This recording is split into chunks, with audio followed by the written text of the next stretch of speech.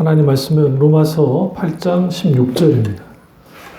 로마서 8장 16절 말씀을 보도록 하겠습니다. 성령이 친히 우리 영으로 더불어 우리가 하나님의 자녀인 것을 증거하시나니. 아멘. 말씀 제목은 구원의 확신입니다. 구원의 확신입니다. 원래 그 오예배는 그 구원의 삼중 의미를 다루려고 했는데요. 지난주 그 구원의 세 가지 시제와 좀 비슷해서 일단 구원의 확신을 다루고 그 다음에 삼중 의미를 출애굽기를 중심으로 해서 한번 다루도록 하겠습니다. 우리가 그 종종 구원의 확신의 문제는 신자들에게 아주 큰 그 고민 중에 하나입니다. 내가 지금 구원을 받았는지 안 받았는지 그것에 대한 그 우리가 갈등을 하거나 아니면 확실한 구원의 확신이 없어서 고민하는 교인들이 있을 수 있기 때문에 그렇습니다. 이제 오늘날 한국 교회만큼 구원의 확신을 강조하는 교회도 없습니다.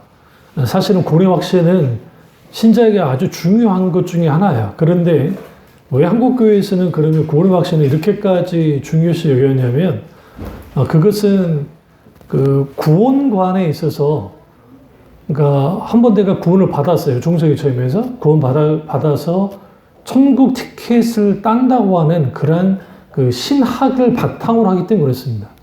그러니까 내가 정말 천국 갔는지 안 갔는지 그래서 나는 천국 갔어라는 것을 분명하게 알아야 된다고 강조하는 겁니다. 그래서 여기에 있는 개인적인 종교적인 체험, 때로는 뭐 기도를 통해서든 아니면 또 뭐 기타 여러 가지 말씀을 통해서든 자기의 어떤 개인적인 체험을 통해서 구원의 확신이 있어야 된다는 것을 강조하는 거죠.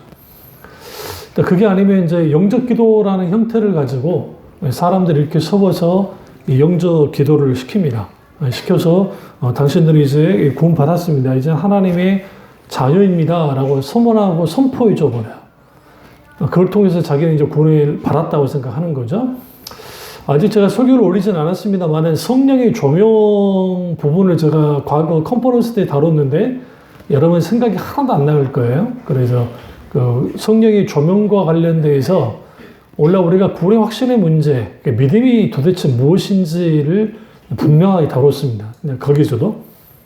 그런데 이제 그 설교를 이제 여러분 앞으로 올라올 설교를 통해서 여러분 들으시면 되는 것이고, 그렇다고 한다면 영적 기도를 통해서 이제 당신들은 구원받았습니다. 그럼 그 영적 기도 한 사람이 내가 지식적으로 그걸 동의했다고 해서 그럼 그 사람이 구원받은 것인가?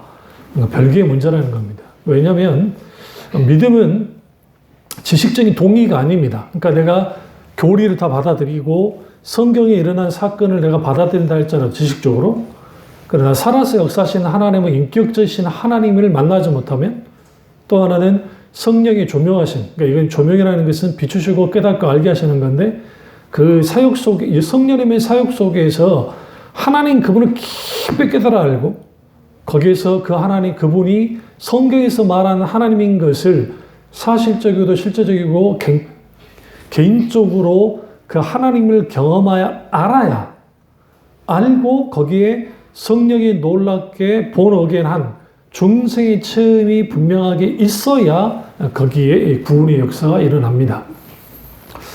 그래서 이 구원의 문제에 고민하는 사람들이 생각보다 많아요. 왜 그러냐면 이제 어릴 때부터 교회를 다니신 분들이 그런 경우가 많아요. 왜냐하면 특별하게 영적으로 큰 체험이 없이 그런 분들이 있어요. 그러다 보니까 구원의 확신의 문제가 아주 이제 문제가 됩니다. 그러다 보니까 이것을 아주 가볍게, 구원의 확신은 내가 입으로 시인하면 다 되는 것처럼 이제 그렇게 여겨주는 분위기가 한국 교회에 있습니다. 그러다 보니까 자기가 그렇게 시인을 했는데 어떨 때는 내가 구원받은 것 같아요. 내가 신앙생활 잘하면. 어떨 때는 내가 신앙생활 못하면 구원받지 못한 것 같은 아주 애매모호한 그 소위 말하는 그 뭐라 합니까? 이것도 아니고 저것도 아닌 경계선상에 이제 이렇게 있는 거예요. 그래서 그 경계선상에서 막 이제 소위 말하는 우리가 말하는 방황을 하고 있을 때 곰파가 와서 속삭이고 신천지가 와서 속삭이면 거기에 혹 해가지고 거기서 넘어지는 네, 그러한 일들이 한국교회에 많이 있었습니다. 그러면 이제 우리가 이제 성경을 좀 많이 찾을 거예요. 이제 보시면 먼저 뭐 찾을 것은 로마서, 오늘 본문만 일단 놔두고요. 로마서 10장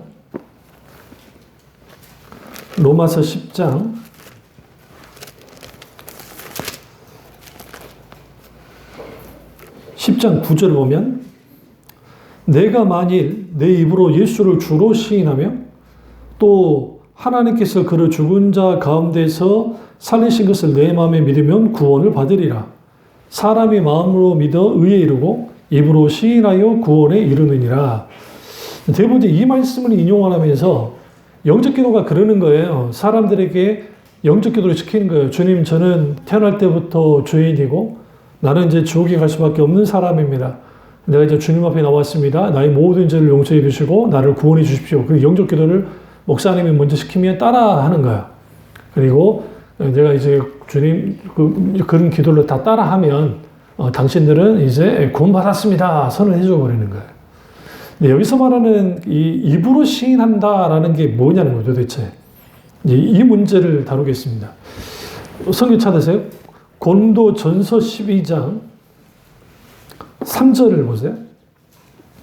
고린도전서 12장 3절이에요. 그러므로 내가 너희에게 알리노니 하나님의 영으로 말하는 자는 누구든지 예수를 저주할 자라 하지 아니하고 또 성령으로 아니하고는 누구든지 예수를 뭐라 할 수 없어요? 주시라 할 수 없느니라. 여기서 지금 예수 그리스도 그분을 시인한다 있잖아요. 로마서 10장 10절에 이 시인하는 것이 내가 지식적으로 동의해가지고 제가 이제 그렇게 시인합니다. 그걸 말하는 게 아니라 성령으로 말미암지 않고서는 뭐 할 수 없어요?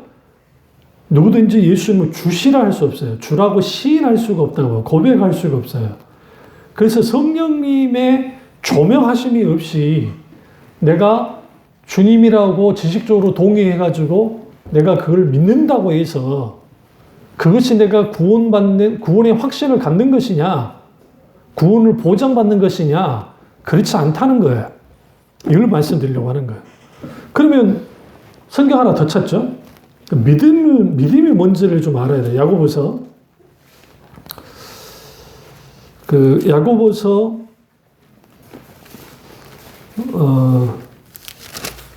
이제 귀신들이 하나님을 믿고 떤다는 말씀이 야고보서에 나옵니다.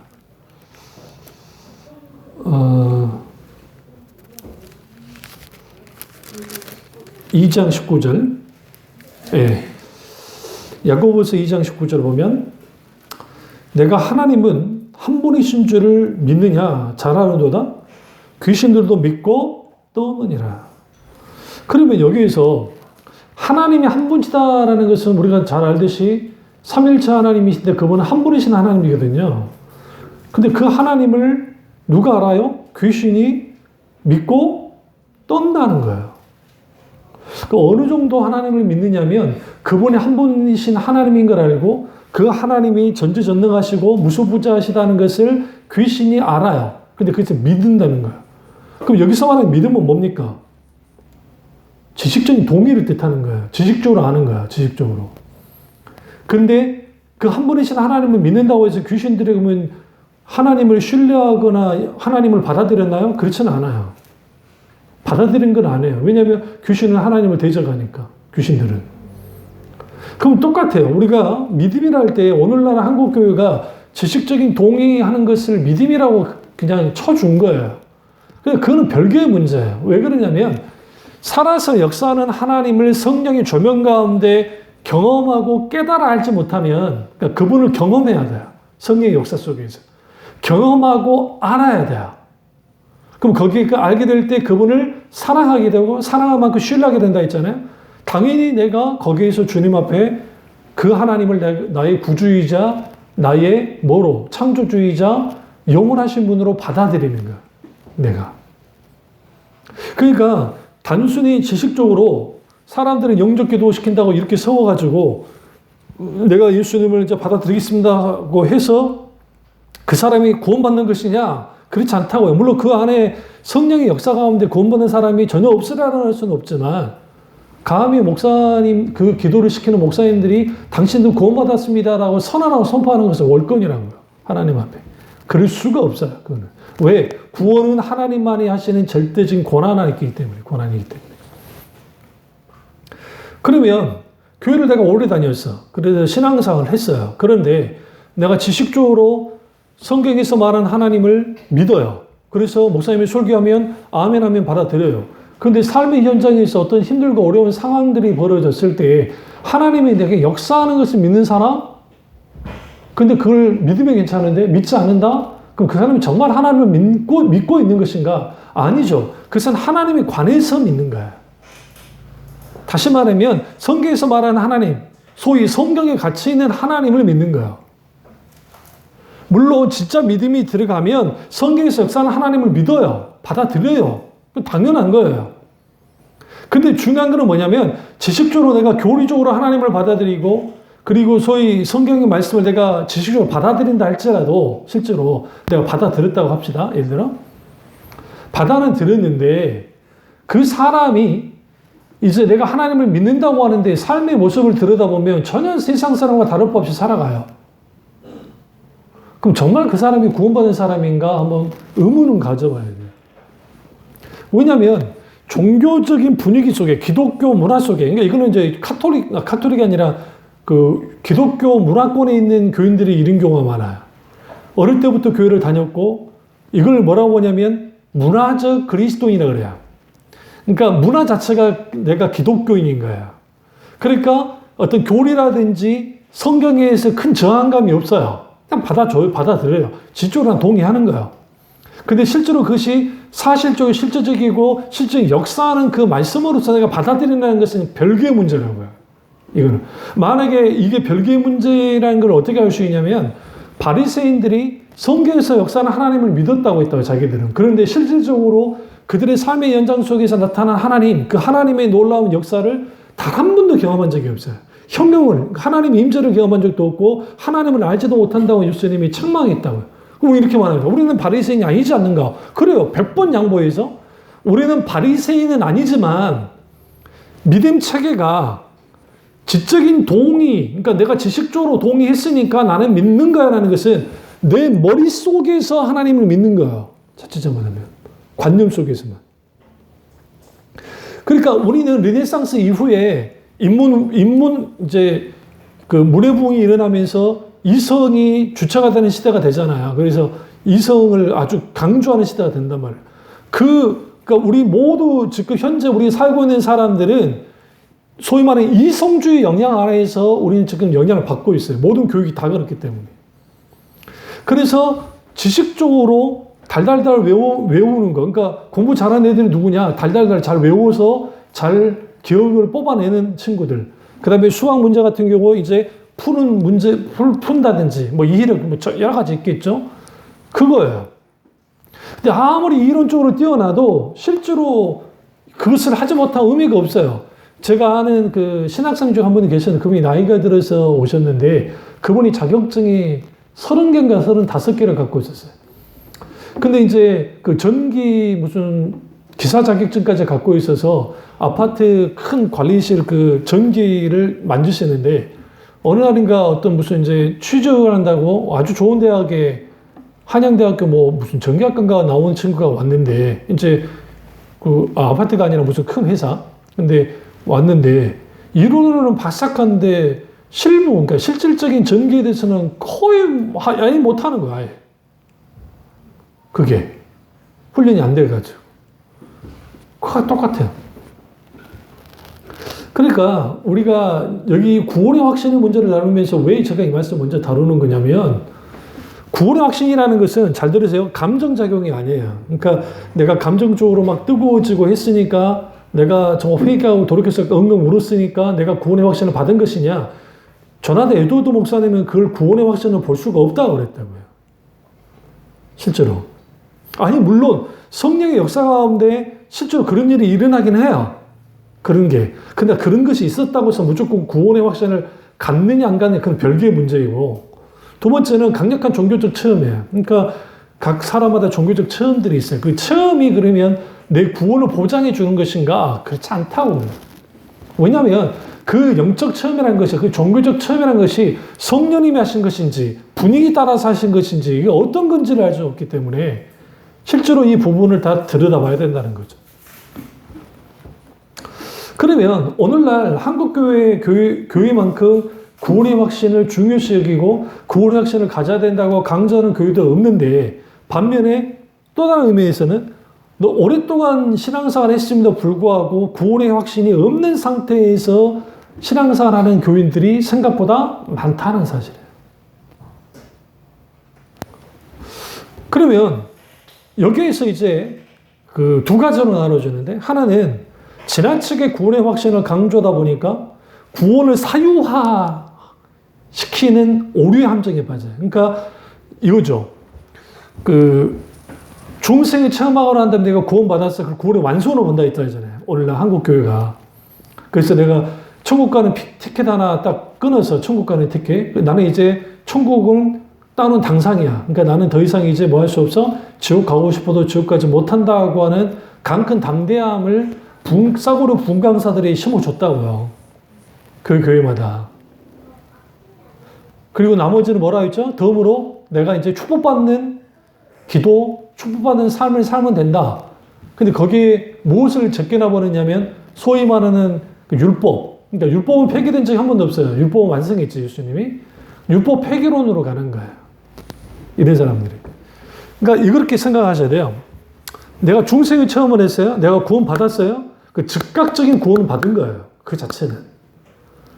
이걸 이제 완료형 시제로서, 과거 완료형의 시제로서 구원을 받은 건 사실이에요. 그래서 그때 우리는 과거의 죄, 현재의 죄, 미래의 죄가 예수 그리스도를 말미암아 다 용서받은 건 사실이에요. 그러나 성경은 구원이 그걸로 끝난다고 말하지 않아요.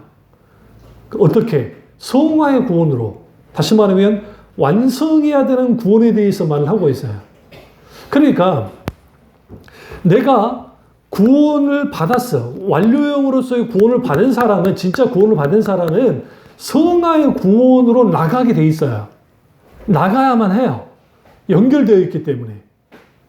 이게 그런 거예요. 그러니까 성화의 구원의 과정 속에, 성화가 뭐라 해서 거룩해지는 거라 했잖아요.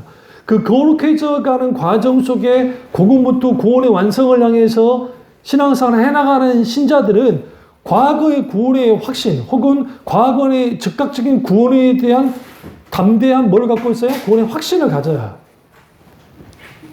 이 둘 다는 같이 가기 때문에. 그러니까 만약에 내가 구원의 확신이 있고 내가 구원을 받았어. 그리고 천국 티켓을 끊었단 말이죠. 그러고 난 다음에 내가 막 살아. 그럴 수가 없다고요. 그럴 수가. 만약에 막 산다면 그 사람이 지금 자기가 중생을 체험했다고 하는 그 부분을 반드시 점검해야 돼. 반드시. 이제 그 말씀을 드리려고 하는 겁니다. 그래서 우리가 구원의 확신은 신자가 가져야 될 가장 기본인데, 이제 여기서 한번 성경을 이제 쭉 보면서 구원의 확신을 다루도록 하겠습니다. 오늘 본문 읽었던 로마서 8장 16절에 성령의 칭이 우리 영으로 더불어 우리가 하나님의 자녀인 것을 증거한다.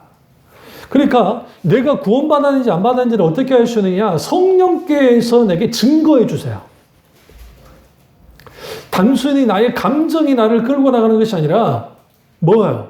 성령께서 무엇을 기반으로? 하나님의 말씀을 기반으로 해서 구원의 확신의 증거들을 분명하게 우리 가운데 세워주시는 거예요. 그래서 요한일서 5장 13절에 예수 그리스도를 믿는 자들은 영생이 있다는 사실을 분명하게 성경에 기록했고 실제로 그것을 알려주고 있단 말이에요. 그러면 우리가 이제 예수 그리스도를 구주로 시인하는 자, 오늘 여기 말씀에서 주로 시인하며 9절에 로마서 10장 9절에 입으로 예수를 주로 시인하고 또 하나님께서 그를 죽은 자 가운데 살리신 것을 내 마음에 믿으며 구원받는다. 두 가지 조건이 붙는 거죠. 주님으로 시인해. 근데 아까 고린도전서 12장에서 뭐라고 했어요? 거기에 성령으로 말미암지 않고서는 그리스도를 주로 시인할 수 없다 했다. 성령님을 통해서 주로 시인해야 되고 부활하신 예수 그리스도를 내 마음에 믿지 않으면, 그러니까 예수 그리스도의 부활을 우리가 믿지 않으면 구원받지 못해요. 구원받지 못해요. 이런 분들이 있어요. 기독교, 종교로서 기독교는 받아들이지만 나는 부활은 못 믿겠어 하는 분들이 있어요. 이 사람들은 구원받은 사람들이 아니에요. 왜? 여기 지금 그를 죽은 자가 살리신 것을 믿어야 돼요. 하나님께서 죽은 자가 낼 수 있는 걸 살리신 것을 믿어야 돼요. 부활을 믿어야 되는 거예요. 부활신앙이 없이는 구원을 받을 수가 없는 겁니다. 그래서 여기 그 성경에 이제 보시면 과거 시제의 구원에 대한 말씀, 뭐 현재 시제에 대한 구원의 말씀, 그 다음에 미래 시제에 대한 구원의 말씀은 지난주 설교했기 때문에 일일이 그걸 보진 않겠습니다만은 여기서 분명한 것은 주로 예수를 시인하는 것은 성령님의 역사를 통해서만 가능하다는 거예요. 이게 성령을 통해서 내가 주님으로 시인해요. 그게 구원받았다는 증거가 되는 거예요. 실제로. 그래서 구원의 확신에 대한 이 견해가 이제는 과거, 현재, 미래적인 의미 전체를 포함하고 있는데 이거예요. 구원은 과거에 일어났고 현재 일어나고 있으며 미래에도 계속 되어져서 결국은 완성을 향해 나아간다. 그게 구원의 세 가지 시제예요. 그런데 로마서 8장 24절 보시죠. 지난주에 봤던 말씀이에요. 여기 소망으로 구원을 얻었음에 라고 할 때 이런 과거 시제가 잘 드러나요. 8장 24절에. 그런데 고린도전서 1장 12절에 보면 구원 얻은 우리에게는 이라는 말씀을 해요. 이게 뭐예요? 이게 현재 시제의 그 구원에 대해서 말을 하고 있고 사도행전 15장 11절에는 우리가 주 예수 은혜로 구원을 받을 줄을 믿노라라고 해요. 미래 시제의 구원에 대해서 말하고 있어요. 우리는 여기에서 우리는 뭘 할 수 있냐면 결국은 구원은 과거, 현재, 미래적인 시제 가운데 있는데 그럼 구원의 확신은 어디에 속한 것이냐? 구원의 확신은 어느 시점에 내가 과거에 중생이 처음했을 때 그때 반짝 구원의 확신이 딱 생겨서 사라지는 게 아니라 현재적인 구원을 이루는 과정 속에서 구원의 확신이 거기에 생생하게 살아있어요. 같이 가는 거예요. 그러니까 왜 구원의 확신이 자주 흔들리냐면 과거에 내가 영적 체험했을 때, 강렬한 체험했을 때 그 강렬한 체험을 통해 내가 구원받았어. 그러니까 나는 구원받은 사람이야. 라고 생각하고 그걸 붙들고 신앙생활 하는 사람들이 있어요. 그런데 현재 신앙생활 하는 거 보면 이게 말이 아니거든요. 말이 아니거든요. 그럼 그 사람은 어떻게 해야 되는 것인가? 어떻게 봐야 하는 것인가? 이 사람은 아주 심각한 신앙의 문제가 있는 거예요. 이런 사람들. 그래서 신앙을 점검해야 돼요. 프란시스 세퍼가 이렇게 다음과 같이 이렇게 잘 설명했어요. 뭐라고 설명했냐면 로마서 1장부터 4장은 그리스도인의 구원이 지니는 과거적 측면, 즉 칭의, 의롭다 여김을 받는다는 칭의적 측면을 다루고 있고 로마서 5장 1절부터 8장 1절에서 7절까지는 구원의 현지적 측면, 성화를 다루고 있고 로마서 8장 13절과 39절은 굉장히 인상적으로 구원의 미래적인 측면, 곧 영화를 다루고 있다고 있어요. 이게 맞는 말이에요. 그러니까 로마서 안에서도 로마서 1장부터 4장까지는 구원의 과거적 측면, 5장부터 8장 7절까지는 현재적 측면, 그리고 8장 18절과 39절은 미래적 측면을 정확하게 말을 하고 있어요. 그렇다고 한다면 우리가 이제 이 구원의 확신은 그러면 이제 구체적으로 그러면 어떻게 구원의 확신을 얻는 것인가? 이것에 대해서 본격적으로 한번 다루도록 하겠습니다. 여기서 전제 조건이 있어요. 구원의 확신은 단순한 종교적 체험으로 생기는 게 아니고 단순한 지식적인 동의로 생기는 것이 아니라 구원의 확신은 성령의 조명으로 되는 거예요. 그러니까 성령의 조명은 뭐냐면 성령의 비추심과 깨달음과 그 하나님 그분을 알게 하고 그 하나님을 경험케 하는 성령의 역사. 그 성령의 역사가 있어야 거기에 뭐가 나타나요? 구원의 역사가 나타나요. 그때 거기에서 성령께서 예수 그리스도를 주로 시인하도록 만들어지는 거예요. 그러니까 예수님이 니고데모에게 물과 성령으로 거듭나지 않고는 하나님 나라에 들어갈 수 없다 했어요. 그래서 우리가 중생이 체험하는 것은 성령님의 고유적인 사연이시고 성령으로 말미암지 않고서는 절대로 우리는 뭐 할 수 없어요. 구원의 확신을 가질 수가 없습니다. 그러면 성령님을 통해서 복음을 받아들이고 믿게 될 때 구원받는 자로서 세 가지 면에서 변화가 일어나요. 이걸 이제 들여다봐야 여러분이 구원의 확신이 어떤 건지 알 수 있어요. 그러니까 모든 구원받은 사람들은 성령님의 조명 가운데 구원받는 사람들은 세 가지 변화가 일어나는데 첫 번째 변화는 믿음의 단계로 들어가는 거예요. 그러니까 이거죠. 예수 그분 자신이 나를 위해 십자가 위에서 죽으셨고 부활하시고 그리고 다시 산 것을 믿어요. 다시 말하면 예수님이 하나님인 것을 믿게 됩니다. 그래서 이 단계에서는 믿음의 단계에서는 예수님이 나를 위해서 오셨고 예수님이 나를 위해서 죽으셔서 예수님이 구원의 길을 열어놓으셨다는 거예요. 그래서 예수님이 죄의 용서를 위해 십자가에서 죽으신 것을 믿어요. 누구를 위해서? 나를 위해서 죽으신 것을 믿어요. 우리를 위해서 죽은 건 사실이지만 실질적으로 나를 위해서 단순히 교리적으로 예수님이 나를 위해서 죽었다가 아니라 인간을 위해 죽었다가 아니라 정말 예수님이 나를 위해서 죽었다는 사실을 성령의 조명 가운데 실질적으로 경험하는 거예요. 예수 그리스도의 십자가가 아주 무겁게 다가와요. 감격으로 다가와요. 강한 은혜로 다가와요. 이러한 일들이 어디서 나타나느냐? 중생의 역사, 성령의 조명 가운데 중생의 역사가 나타날 때, 구원받을 때 이 역사가 나타나는 거예요.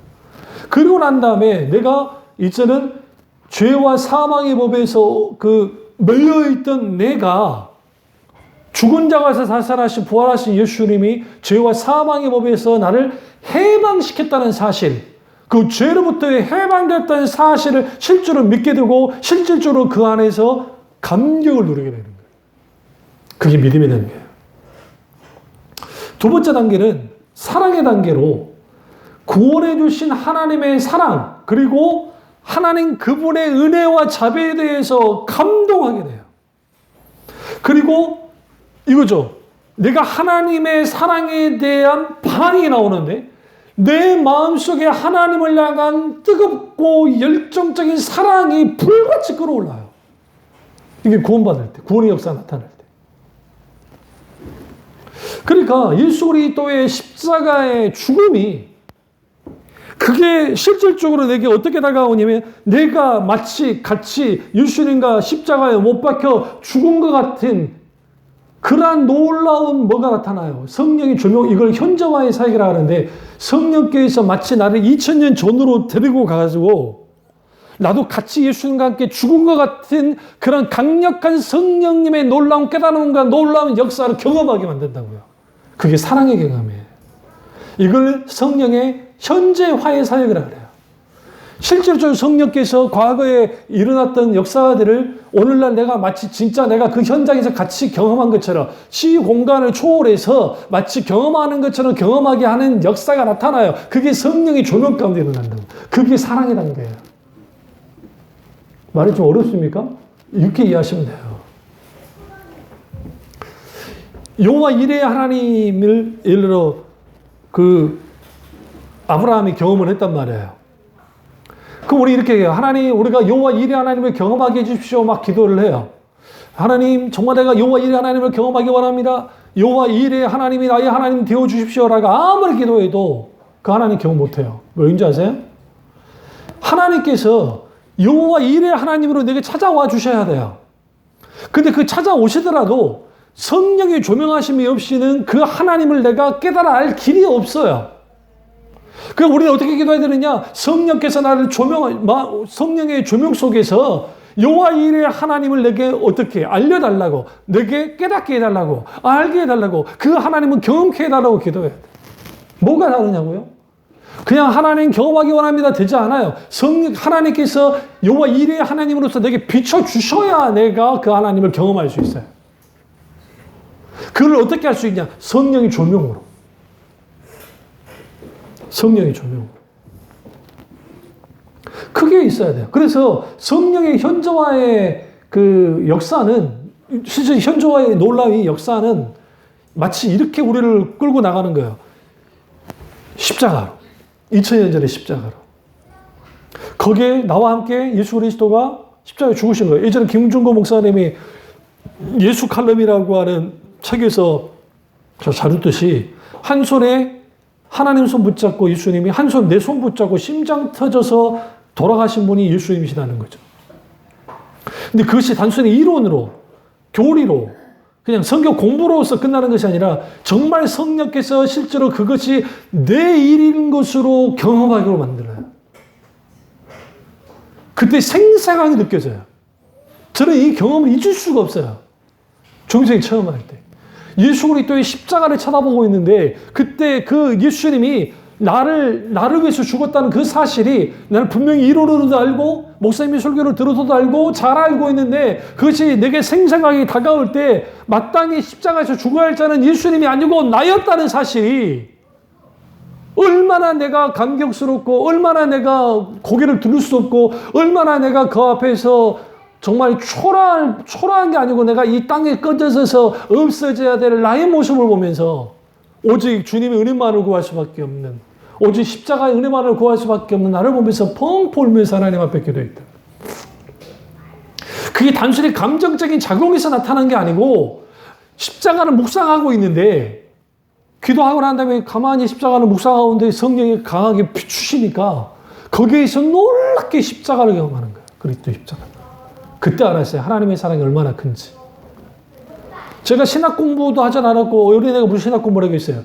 그때 내가 알았다고요. 하나님께서 나를 사랑하실 때 나를 얼마만큼 사랑하시느냐, 예수님만큼 사랑한다는 걸 알았어요. 예수님이 만약에 하나님께서 예수님만큼 나를 사랑하지 않았다 한다면 독생자 예수 그리스도를 십자가에 못 박혀 죽이시진 않았을 거니까. 근데 신학을 하는데 교수님이 그 말을 하는 거예요. 신학 공부를 하는데 그 교수님은 단순히 이론만 전달하는 교수님이 아니셨어요. 깊이 하나님 말씀을 묵상하고 하나님과 친밀한 교제가 있는 분이었어요. 신학 공부를 하는데 그 신학 그 강좌를 하시는데 강의를 하시는데 그 강의함 속에서 내가 은혜 받을 때가 한두 번이 아니었어요. 오히려. 이런 게 이거예요. 그래서 십자가만 바라봐도 그분의 사랑을, 그분의 놀라운 사랑을 느끼고 예수 그리스도의 사랑에 대한 감격이 일어나요.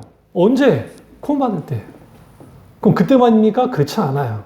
그러니까 오늘날 예수 그리스도의 십자가의 복음이 왜 이 땅에 떨어져 버리고 십자가 구원의 은혜에 대한 감격이 사라져 버리냐면 내가 예수 믿고 구원받았고 중세의 체험했어. 이 중세의 체험도 들여다 봐야겠지만 어쨌든 내가 중세의 체험에서 구원을 받았어. 이제 구원 완성, 구원 졸업. 십자가 필요해, 안 필요해요? 안 필요한 거예요. 더 이상. 왜? 십자가는 구원받을 때만 필요한 거라 생각하니까. 그렇지 않다고 그랬죠, 제가. 그런 말씀드리죠. 그러니까 성령의 조명하심이 없으면 구원의 확신에 대해서는 분명하게 우리가 내가 영적으로 구원의 확신에 대한 경험한 것도 마찬가지고 이게 확실하게 알 길이 없어요. 이런 경험이 있기도 하지만 또 다른 경험도 있어요. 그게 뭐냐면 말씀이에요. 하나님의 말씀이 다가오는데 내가 그 말씀을 알고 내가 잘 이해했어요. 그런데 성령의 조명 속에서 그 하나님의 말씀이 그 말씀 가운데서 인격적인 하나님을 만나는 거예요. 그리고 그 말씀 앞에 순복해요. 기꺼이 그 말씀을 받아들이기 시작해요. 이게 구원의 증거들인 거예요, 사실. 구원받은 자들 속에서만 일어나기 때문에 그런 일들이. 세 번째 단계는 의지적인 단계예요. 주님에 대한 의지적인 헌신과 결단이 일어납니다. 그러니까 성령의 조명 가운데 주님으로부터 받는 구원의 사랑의 감격, 구원의 은혜가 너무너무 커요. 그러면서 결단합니다. 내가 이제 주님께 내 일생을 드리겠습니다 하면서 의지적 결단을 합니다. 그래서 믿음에는 의지에서 헌신적인 결단이 나오고 결단 후에 실질적인 주님에 대한 헌신하는 삶이 시작되는 거예요. 그러니까 어떤 유명한 지금 아이돌 그 PD 지금 그 있잖아요. 그분이 하나님을 만났다고 하면서 그래서 자기는 이제 정말 뭐 세상 매스컴이 말하자면 자기는 구원받았다는 식으로 하면서 자기가 성경 공부를 하면서 교회는 안 가잖아요. 그 이유가 뭔지 아세요? 그 이유가 있어요. 구원을 어떻게 이해하는 거냐면 어느 시점에 깨달음과 어떤 이단들이 하는 듯이 뭔가 대대적인 어떤 깨달음과 어떤 알게 되는 일이 벌어지면 그때 구원이 딱 완성이 돼버린다고 생각하는 거예요. 완료. 그러니까 내가 교회가 필요가 없어. 왜 필요가 없냐면 교회 공동체 속에는 헌신과 그리고 여러 가지 하나님을 향한 예배와 거기에 성도의 교제와 이런 모든 것들이 포함되어 있는데 필요로 하지 않아요. 오늘날의 한국교회에서 안 나가 교인들이 많은 이유 중에 하나는 뭐냐면 한국교회가 구원의 확신을 강조를 했고 그리고 구원을 내가 예수 믿고 구원 받았어. 그것도 이제 좀 들여다봐야 된다 그랬잖아요. 들여다봐야 되는데 설사 내가 구원의 확신이 있다고 합시다. 그럼 구원의 확신을 딱 가졌어. 그러니까 나는 이제는 구원 졸업한 거야. 따라버렸어. 난 자격증 땄어. 구원 자격증.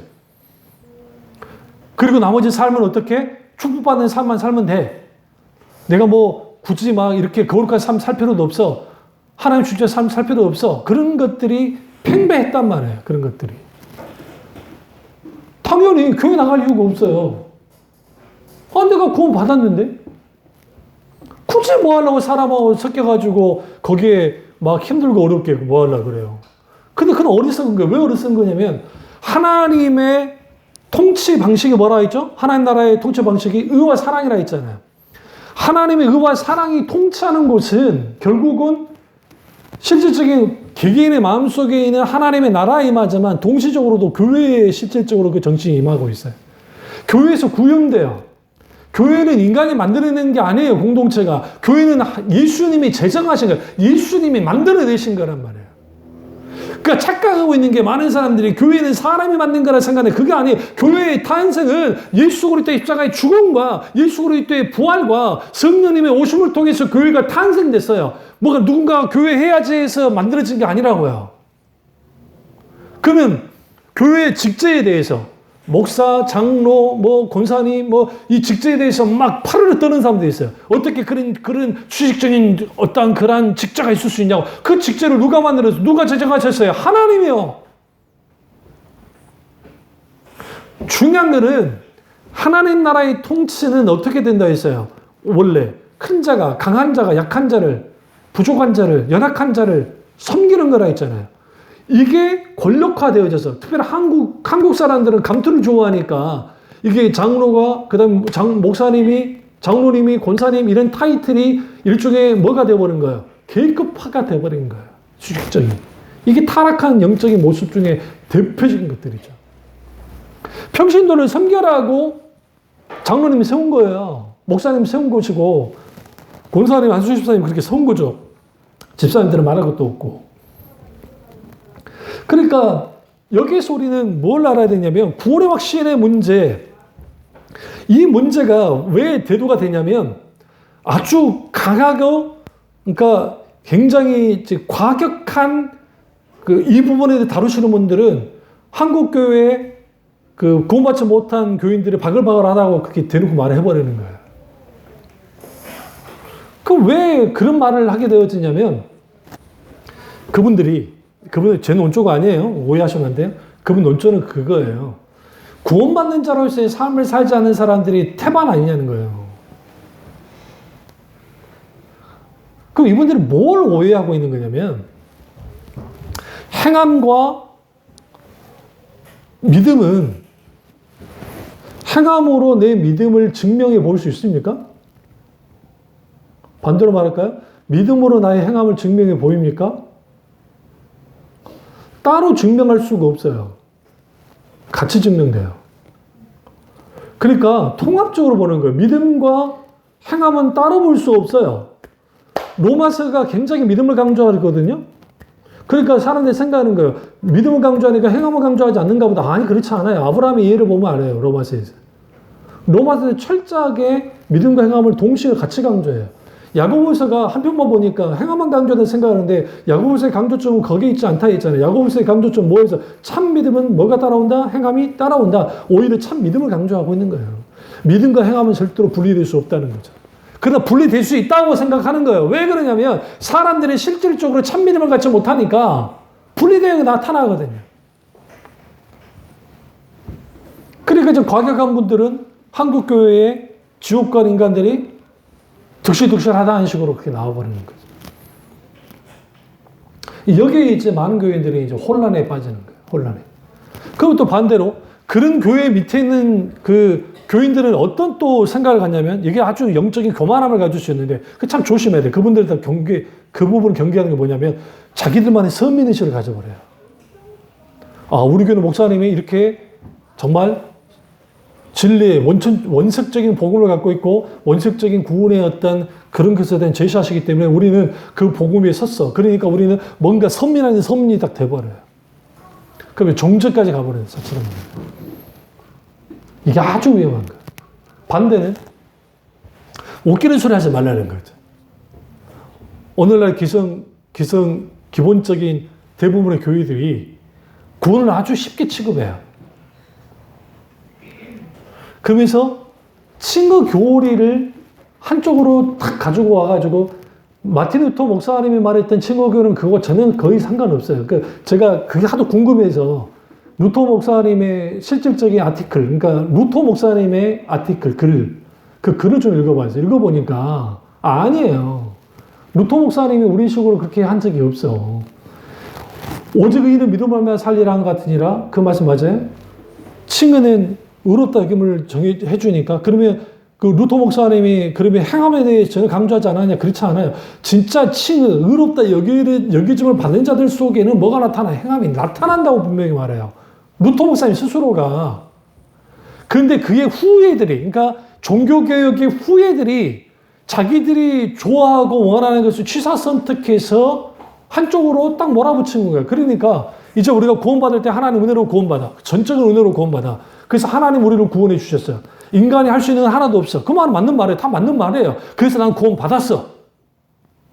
끝! 그게 문제예요. 나연속도 아닌데 끝이요. 신설교회도 아닌데 끝이 된 거예요. 끝. 끝이 돼버린 거예요. 끝이 아니라고요. 오늘 로마서에서도 말씀하고 성경의 구원의 세 가지 시제에도 말하지만 우리가 즉각적인 구원 분명히 받아요. 그러나 그것은 완성이 아니고 성화의 구원으로 가야 되는, 완성이 되는 구원으로 가는 과정 속에서 하는 한 과정인 것이지 완성은 아니라는 거예요. 완성은 언제 구원이 완성되어져요? 우리가 죽었을 때 예수님 앞에 서든지 아니면 예수님이 제 이름 하셔서 우리에게 완전한 구원을 주실 때 그때 완성되는 거예요. 여기서 중요한 게 성령의 조명이에요. 구원의 확신에 있어서 가장 중요한 것은 성령의 조명 가운데에서 내가 뭐 하는 겁니까? 구원받았다는 사실을 알아요. 그러면 여기서 이제 중요한 게 있어요. 그러면 구원의 확신은 무엇에 근거하는 것인가? 첫째는 성령의 조명이라서 성령의 조명하심이 없으면 구원의 확신은 불가능하니까. 두 번째는 객관적인 진리인 성경에 근거해야 돼요. 하나님 말씀. 예를 들어서 이거죠. 내가 구원받은 증거를, 구원의 확신을 어떤 사람은 어떤 자신의 영적인 체험에 두는 사람이 있고 어떤 사람은 은사에 두기도 하고 특별히 방언을 중시하는 사람들은 방언에 두기도 하고 이런 여러 가지 그 구원의 근거로 둔 경우가 많습니다. 그런데 이런 분들이 어디에서 약점을 딱 보여주냐면 어떤 종교적 체험이 계속 일어나면 괜찮아요. 그런데 영적 체험이 일어나지 않잖아요. 그러면 심정적으로 어떤 상황에 빠지냐면 내가 구원받지 못한 건 아닐까라는 생각을 해요. 그러니까 한국교회에 너무나 많은 교인들이 구원의 확신을 감정적으로나 아니면 소위 말하는 지식적이든 아니면 소위 말하는 종교적 체험이든 그런 데 딱 두다 보니까 나의 감정의 변화에 따라서 어쩔 때는 구원받는 것 같고 어쩔 때는 구원받지 못한 것 같고 어쩔 때는 하나님이 계신 것 같고 어쩔 때는 하나님이 계시지 않는 것 같은 상황 속에서 내몰리는 거예요. 모든 구원의 근거는 성령의 조명하심으로 내가 구원의 확신을 갖게 되고 그리고 하나님의 객관적인 그 진리인 성경으로 그 근거를 삼는데 그 말씀이 우리 가운데 어떻게 나타나냐면 성령 똑같을 때도 성령께서 하나님의 말씀을 비추세요. 비추시는데 어떻게 비추시냐면 내가 그 성경에 나오는, 읽다가 성경에 있는 그 수많은 진리의 말씀들이 그게 나의 말씀이자 우리의 말씀으로 다가오기 시작하고 그 말씀 속에서 인격지신 하나님을 경험하는 거예요. 인격지신 하나님을 경험할 때 거기에서 구원의 확신이 분명하게 생겨요. 과거에 제가 순복음 교인으로서 신앙생활을 하고 있을 때 늘 했던 말이 있어요. 저희들이 한 게 아니라 장로교인들이, 장로교 목사님들이. 순복음 교인들은 아주 뜨겁고 열정적이고 참 귀하긴 해요. 그런데 순복음 교인들은 구원의 확신에서 금방금방 흔들린다는 거예요. 반면에 근데 장로교 목사님과 그 말을 했겠지만 장로교 목사님들은 장로교인들은 순복음 교인들처럼 뜨겁진 않는데 그래도 구원의 확신에 있어서는 잘 흔들리진 않는다. 왜? 교리교육과 선교교육을 많이 시켰기 때문에. 근데 여기서 우리가 중요한 거는 그게 순복음 교인이었기 때문에 구원 확신이 흔들리고 뭐 장로교 교인이었기 때문에 구원의 확신이 아니라 그런 거라 보진 않아요. 저는 절대로. 그게 아니라 구원의 확신의 근거는 하나님의 말씀에 있어요. 사실은. 근데 단순히 그냥 기록되어 있는 문자로서의 말씀이 아니라 성령의 조명 가운데 하나님의 말씀 가운데 인격지신 하나님을 만나야죠.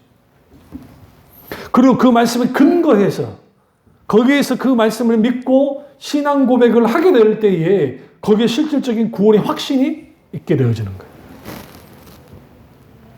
세 번째는 성령께서 친히 우리가 하나님의 자녀인 것을 증거하죠. 성령 그분이 우리에게 자녀인 것을 알게 해주세요.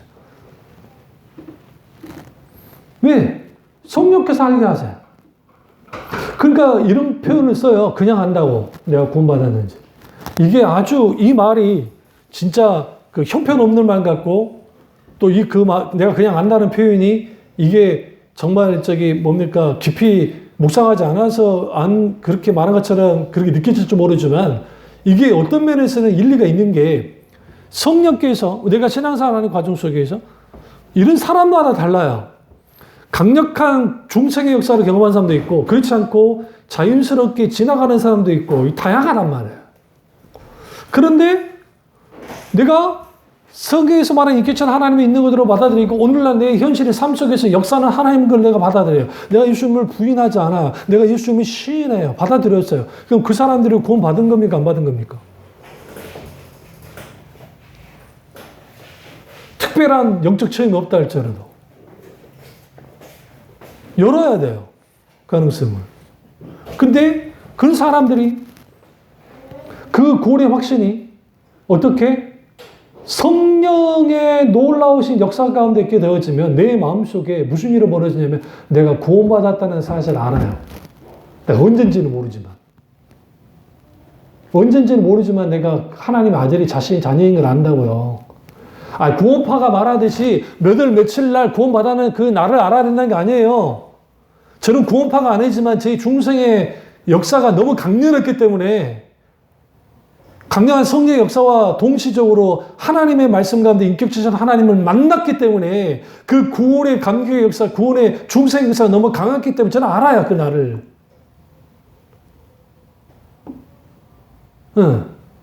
근데 그런 분들이 그렇게 많지 않다고요. 그렇다고 해서 제가 그걸 막 의지하고 살아 그렇지는 않아요. 그 날을 의지하지 않는다고요. 내가 구원받은 날을. 구원받아서 말아요. 성령을 통해서. 그러면 그 성령께서 우리 가운데 뭐 합니까?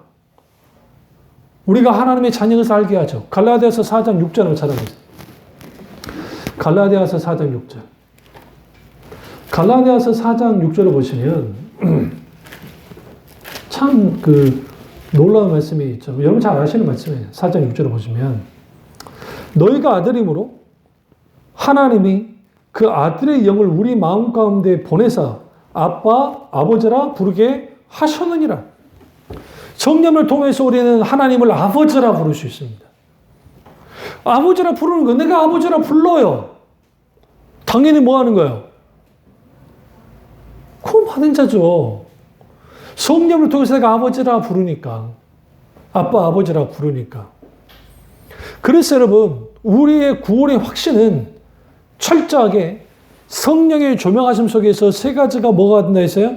적어도 성령의 조명 가운데 세 가지 변화가 되다는데 믿음의 단계의 변화, 사랑의 단계의 변화, 의지의 단계의 변화가 있었다고 말씀드렸고 결국 그 성령의 조명이 구원의 확신과도 관계가 있어요. 성령의 조명하심이 있어야 구원의 확신을 갖게 되고, 그 구원의 확신은 하나님의 말씀에, 객관적인 하나님의 말씀에 근거해야 되고, 그리고 그 구원의 확신은 뭐라고요?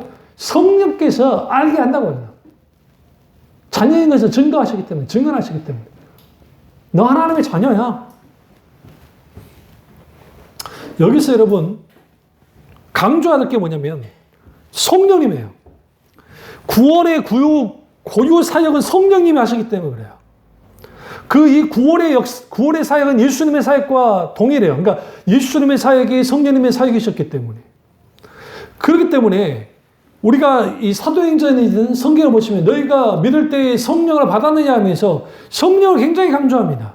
그러니까 성령님을 통하지 않고서는 우리는 절대로 말할 수 없어요. 구원의 확신의 문제가 풀어줄 수가 없어요. 단순한 종교적 체험, 단순한 이단들이 말하는 자기들의 깨달음이 있어야 구원받는 게 아니에요. 그 영주주의 이단인들이 말하는 것이고, 진짜 내가 구원받았다는 것은 성령께서 나를 어떻게 몰고 가냐면 구원받는 자로서 몰고 가시는데, 첫째, 성령께서 우리에게 구원의 역사를 이루실, 중생의 역사를 하실 때는 내가 쳐 죽어도 100번, 아니 100만 번 쳐 죽어도 마땅한 죄인이라는 사실을 깨달아 알게 해요. 우리 자기인식이라고 하는데, 자기인식. 나는 지옥에 수천만 번 떨어질 만한 존재라는 사실을 알게 해요. 그러니까 당연히 거기서 뭐가 일어나겠어요? 회개가 일어나겠죠. 회개 없는 구원의 확신은 불가능해요, 사실. 하나님 앞에 회개하는 거죠. 내가 죄인이라는 사실을 인정해요. 오늘날 사람들이 예수님 믿기 힘들어하는 이유가 뭡니까? 당신은 죄인이다 하니까 기분이 나쁜 거예요. 내가 뭔 그렇게 큰 죄를 졌는데 죄인이요. 그리고 예수라는 사람이 뭐길래 내 죄를 위해서 대신 죽었어? 나나 자기나 다른 사람, 다른 존재인지. 나랑 무슨 상관이야? 그리고 예수가 죽은 게 내게 무슨 영향을 끼친단 말인가? 받아들일 수가 없는 거예요. 받아들일 수가 없으니까 기본적으로 나온 게 뭐냐면 공동신앙, 자기 의를 내세우는 거. 카톨릭 구원관을 보시면 여러분이 생각하듯이 뭐 행함으로 단순하게 구원받는 그런 차원의 카톨릭의 교리가 아니에요. 아주 그들이 처음 교리 시작했을 때는 그럴싸한 교리였는데 결국은 이단이라는 게 뭐냐면 처음은 같은데 끝이 다른 게 이단이에요. 다른 거죠. 그렇다고 한다면 우리가 신앙생활하면서 구원의 확신은 성령을 통해서만 가능하고, 조금 더 강조하고 싶은 건 뭐냐면 성령님의 현자와의 사역이에요. 그러니까 성령님의 현자와의 사역, 다시 말하면 헨리 브레카비 목사님이 하나님을 경험하는 삶을 반드시 신자들이 살아가야 될 이유에 대해서 말하는 거예요. 그 이유가 뭐냐면 하나님의 백성이 오늘 하나님을 경험하는 삶을 살지 못하는 사람들이 내가 과거에 구원받았다고 합시다. 그 추억만을 되새기면서 신앙생활 하는 거는 그거는 그 자체가 그 사람들에게는 저주예요.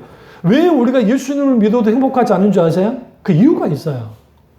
내가 왜 신앙생활 하는데도 행복하지 않을까? 문제 해결이 되지 않아서 그런 겁니까? 그게 아니라 내가 칭의적인 구원은 받았어. 근데 성화의 구원을 나가지 못하니까 그러는 거예요. 왜? 성화의 구원 속에서 죄의 문제를 해결하기 시작하거든요. 여전히 우리 속에 남아있는 죄가 있어요. 우리가 중생의 체험을 통해서 원죄가 해결이 돼요. 원죄의 죄사함을 받아요. 근데 여전히 우리 속에는 남아있는 죄성이 있어요. 죽기까지. 그 죄를 어떻게 다루는 것이냐? 성화의 과정 속에서, 성화 속에서, 거룩한 성화의 과정 속에서 성령님의 놀라우신 도우심 속에서 죄의 문제를 해결하기 시작해요. 그러면 여기서 우리가 보세요. 여기서. 성화의 과정에 있는 사람들은 죄의 지배를 받을 것인가, 은혜의 지배를 받을 것인가, 이 두 사이에 있게 되어져요. 그런데 소위 중생의 체험을, 그러니까 칭의를 내가 구원받았다는 것을 그냥 어느 시점에 내가 구원받았으니까 구원의 완성으로 보는 사람들은 그걸로 구원이 종결됐으니까 더 이상 죄와 싸우려 하지 않아요. 왜? 과거이자 현재이자 미래이자 하나님이 용서하셨으니까 내가 무슨 죄를 지어도 나는 천국 갈 거야 라고 하는 그 강큰 담대함을 갖게 만들었으니까. 그렇다고 불안할 건 없어요. 내가 죄 졌다고 하면 지옥 간다, 무조건 지옥에 던져지는 건 아니니까. 근데 분명한 것은 뭐냐면 성화의 구원의 과정 속에 구원의 과정으로 가기 시작하면 연결되어 있으니까 그 구원의 과정 속에 가면 거기에서 우리는 뭘 경험하냐면 은혜의 지배를 받느냐 아니면 죄의 지배를 받느냐는 그 양 갈래에 서는 거예요. 바울의 모습 속에 잘 나타나잖아요. 그럼 지배라는 것은 그 파워를 말해요. 파워. 힘이 있으니까 그러면 파워, 힘은 뭘 끼쳐요? 영향력을 끼치죠. 영향력을. 우리가 왜 예수는 믿어도 이렇게까지 기쁘지 않고 구원의 감격이 사라지고 십자가의 은혜에 대한 감격이 사라지고 예배에 대한 감격과 기대감이 다 사라지고 내가 구원받았음에 대한 그 가치 있음에 대해서 열망하지 않고 하나님 그분만 한 분으로 내가 만족하지 않고 그렇게 영광드리지 못하냐면 그 이유는 딱 한 가지예요.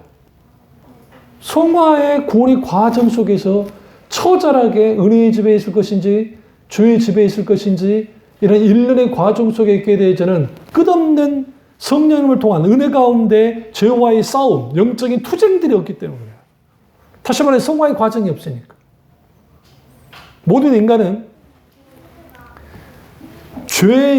죄가 우리에게 영향을 끼칠 때 그 영향이 강하면 갈수록 우리는 죄의 지배 안에 들어가요. 여기서 말하는 은혜는 뭐냐면 하나님의 사랑에 값없이 호의, 하나님의 선물 그런 의미도 있겠지만 그보다 더 큰 것은 하나님의 우리를 향한 사랑의 베푸심에 강한 사랑의 베푸심. 그게 은혜예요. 여기서는. 근데 그 은혜가 우리 가운데 지배되기 시작하잖아요. 그게 구원의 과정 속에서, 구원의 서정 속에서, 순서 속에서.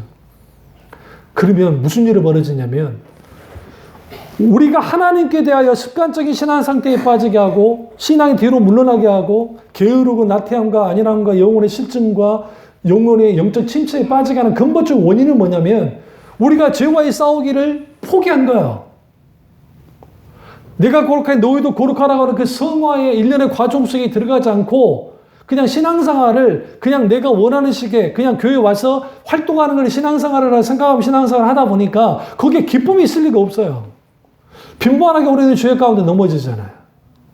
그러니까 은혜의 지배 아래에 들어오지 못하니까 그 은혜의 지배 아래에 들어오지 못한 사람이 어떻게 기쁨을 누리면서 신앙생활을 하겠어요?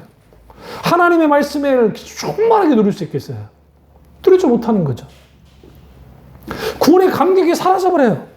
내가 하나님의 자녀라고 하는 자부심 또한 사라져버려요. 왜 사라져버리냐면 거기에는 소위 종교적 체험, 교회적인 분위기, 전통, 기타 여러 가지 있을지는 모르지만 성령님의 조명 속에 있게 되어서는 살아서 역사하신 인격적인 하나님을 매 삶의 순간마다 경험하고 그 하나님을 알고 사랑하고 그분을 사실적인 실제적인 하나님을 그분을 더 알아가며 경험하며 살아가는 이른바 하나님을 경험하는 삶이 우리 속에서 일어나지 않으니까 안 즐거워요. 그래서 이런 말이 있잖아. 예수님을 믿었는데도 불행한 사람들이 있다고. 이런 사람들이 가장 어떤 사람이 불쌍한 사람이라. 우리가 그러지 않습니까?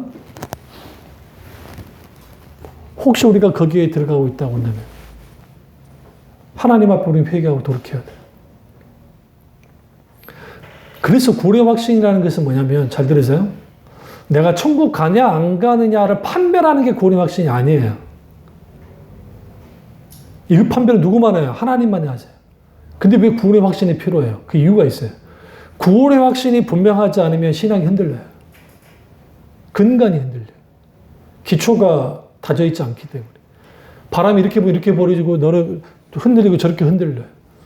그러니까 구원의 확신은 여러분의 감정 상태에서 왔다 갔다 하는 게 아니에요. 여러분이 과거에 구원받았던 게 여러분이 지금 조금 못한다고 해서 구원이 딱 사라지는가 그런 식의 구원의 확신이 아니라고요. 그 왜 사람들이 구원의 확신을 이렇게 흔들리냐? 그걸 감정적으로 받아들이니까. 주로 구원의 확신은 언제 그래요? 부흥회 때. 안 그래요? 뭐 집회 때 울고불고 하면서 내가 하나님 받아들였어. 그 감정으로 받아들여요. 근데 어느 날 신앙생활을 하다 보니까 그 감정들이 다 소진됐어.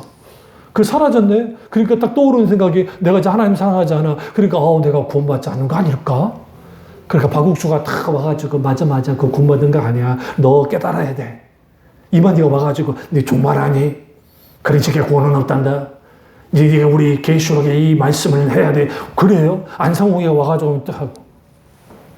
아니면 말도 안 되는 이단들이, 아니면 반대로 이제는 전혀 소위 말하는 솜사탕 복음을 남발하는 그런 데가, 에휴, 그거 뭐, 그게, 걱정하지 마. 우리 다 가요. 우리가 천국 다 가요. 걱정하지 마세요. 신앙생활 그렇게 하면 돼.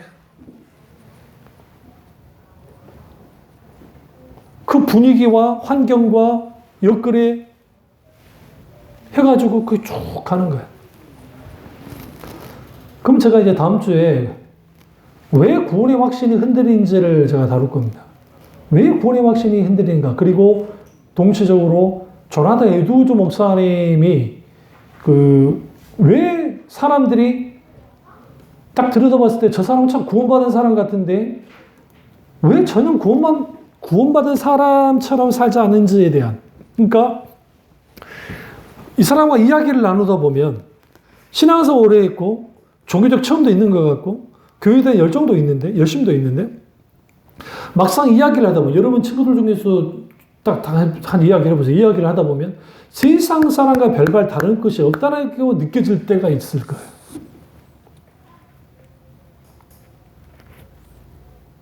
그게 심각한 거예요. 이게 내 말이 아니에요. 조나단 에드워드 목사님 분명히 말하고 이게 심각한 거예요. 우리가 용어는 기독교 용어를 쓰질 않아도, 잘 들으세요? 기독교 용어를 쓰지 않아도 우리는 자연스럽게 그리스도의 가치관이 탁 나타나야 돼요. 우리 입속에, 우리의 말들 속에 있어요. 근데 그러한 것들이 오늘날 너무 할 정도로 없죠. 그 이유가 뭘까요? 그 이유가 성화의 과정 속에 들어가 있지 않거든요.